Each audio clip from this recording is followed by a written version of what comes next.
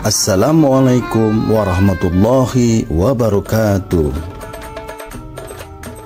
Pada abad ke-10, di tengah-tengah kemajuan ilmu pengetahuan dan budaya dalam peradaban Islam, lahir seorang tokoh yang kelak akan menjadi salah satu pemikiran terbesar sepanjang masa.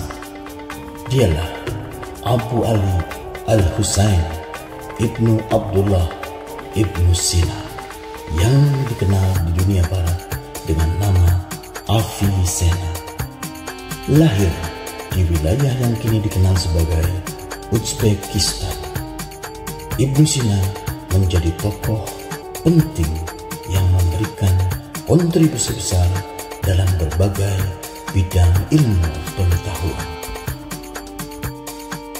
Ibnu Sina lahir pada tahun 980 Masehi di sebuah kota kecil dekat Bukhara. Ayahnya, Abdullah, adalah seorang sarjana yang bekerja di pemerintahan Samadid. Di lingkungan keluarganya yang intelektual, Ibnu Sina sudah menunjukkan kecerdasan luar biasa sejak muda. Ia belajar Al-Quran dan berbagai ilmu dasar sejak kecil, yang menjadi fondasi kuat bagi pengembangan intelektualnya di masa yang akan datang. Pada usia 10 tahun, Ibnu Sina telah menghafalkan seluruh Al-Quran dan mulai belajar ilmu-ilmu lainnya seperti matematika, logika, dan filsafat. Kepintarannya yang luar biasa membuat cepat menguasai berbagai disiplin. Ibnu Sina juga belajar ilmu kedokteran, yang kemudian menjadi salah satu bidang yang paling ia kuasai. Pada usia 16 tahun, Ibnu Sina sudah menjadi seorang dokter yang terkenal. Salah satu karya terbesar dalam bidang kedokteran adalah kitab Al-Qanun fi al-Tibb atau The Canon of the Medicine. Kitab ini menjadi referensi utama di bidang kedokteran selama berabad-abad di Eropa dan dunia Islam. Di dalamnya, Ibnu Sina menggabungkan ilmu kedokteran Yunani kuno, pengetahuan medis Islam, dan pengamatannya sendiri, menciptakan sebuah sistem medis yang komprehensif dan terstruktur. Berikut ini beberapa penemuan dari Ibnu Sina. Yang pertama, diagnosis dan pengobatan penyakit menular. Ibnu Sina menyadari pentingnya menjaga kebersihan dan lingkungan dalam mencegah penyakit. Dia juga mengenali konsep bahwa beberapa penyakit menular disebabkan oleh mikroorganisme dan menyarankan untuk karantina. Yang kedua, pemahaman tentang anatomi dan fisiologi.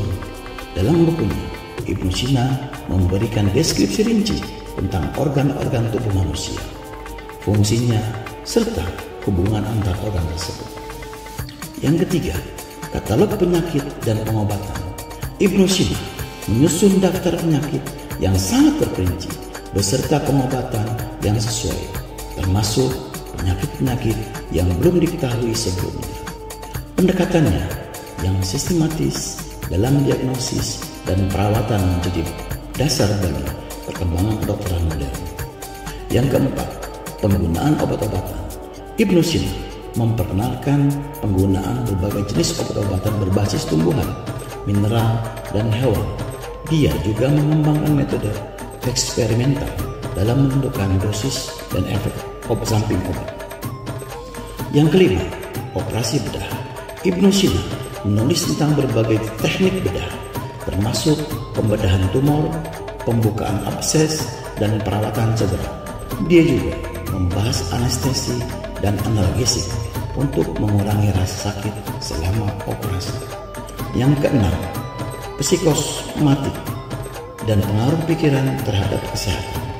Ibnu Sina adalah salah satu yang pertama kali mencatat hubungan antara kondisi mental dan kesehatan fisik. Ia mengakui bahwa emosi seperti stres, atau depresi dapat mempengaruhi kesehatan tubuh dan menekankan pentingnya kesehatan mental. Kontribusi Ibnu Sina dalam kedokteran tidak hanya menginspirasi generasi dokter setelahnya, tetapi juga meletakkan dasar bagi praktik medis modern yang kita kenal saat ini. Selain kedokteran, Ibnu Sina juga dikenal sebagai seorang filsuf yang besar.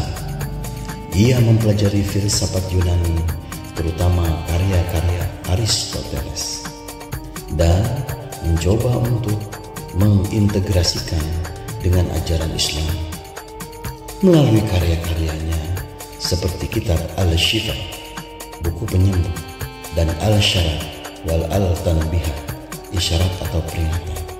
Ibnu Sina menjelaskan pandangannya tentang metafisika, logika, dan etika.